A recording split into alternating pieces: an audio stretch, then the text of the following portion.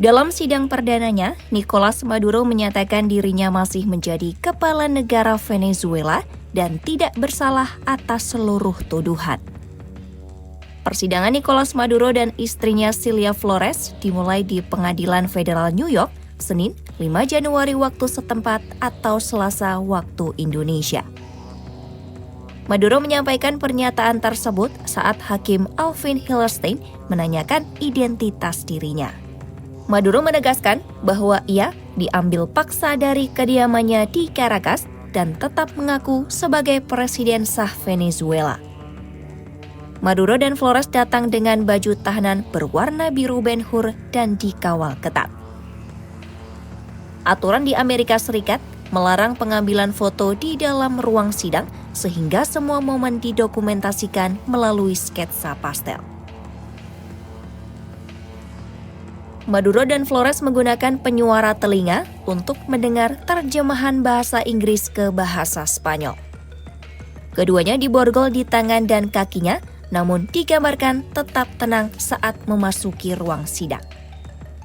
Maduro menyapa hadirin dengan Buenos Dias sebelum Hellerstein membacakan hak-hak dasar bagi tersangka. Maduro menyatakan bahwa ia tidak pernah mengetahui hak-hak itu sebelum dibacakan dalam ruang sidang. Ketika ditanya tanggapannya terhadap dakwaan, Maduro menjawab bahwa ia tidak bersalah dan menegaskan bahwa ia masih menjadi presiden. Proses serupa dilakukan terhadap Cilia Flores.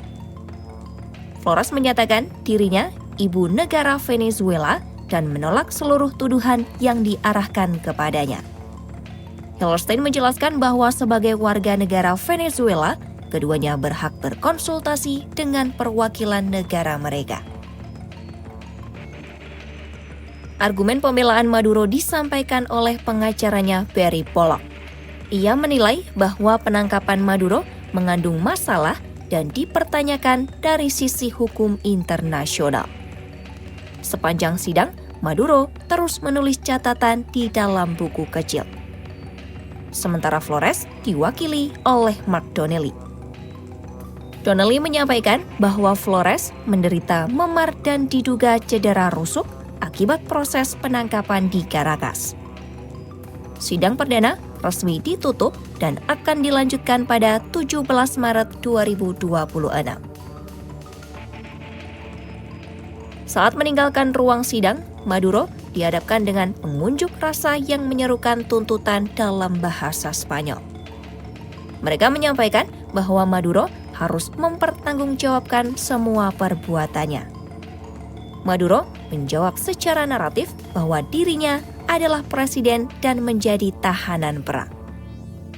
Ia menyatakan keyakinan bahwa dirinya pada akhirnya akan bebas.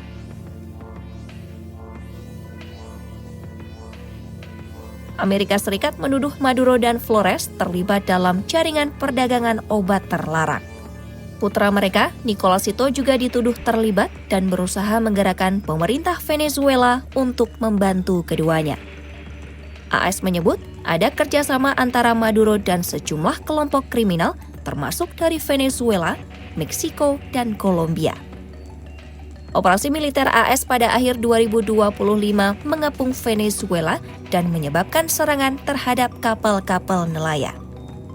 Pemerintah Venezuela dan Kolombia menyatakan bahwa mayoritas korban adalah nelayan sipil. AS juga menerbitkan surat penangkapan untuk 3 tokoh lain di pemerintah Venezuela. Pengamat hukum menilai bahwa berkas dakwaan memiliki banyak kesimpulan, namun bukti konkret masih terbatas. Sejumlah pihak menilai bahwa penangkapan Maduro melanggar hukum internasional. Argumen ini dibandingkan dengan penangkapan Presiden Honduras Juan Orlando Hernández yang dilakukan setelah masa jabatannya usai dan melalui koordinasi antar negara. Kasus Maduro dinilai berbeda karena dilakukan tanpa koordinasi dengan pemerintah Venezuela dan terkait konflik legitimasi kepemimpinan. Persidangan perdana Nicolas Maduro dan Cilia Flores membuka babak baru dalam konflik hukum antara Venezuela dan Amerika Serikat. Di tengah dakwaan berat soal jaringan perdagangan obat terlarang, Maduro menegaskan dirinya masih menjadi kepala negara dan tidak bersalah. Pernyataan itu menjadi sorotan utama karena disampaikan langsung di hadapan hakim di Pengadilan Federal New York. Argumen pembelaan menyebut bahwa proses penangkapan Maduro dan Flores menyisakan masalah hukum internasional.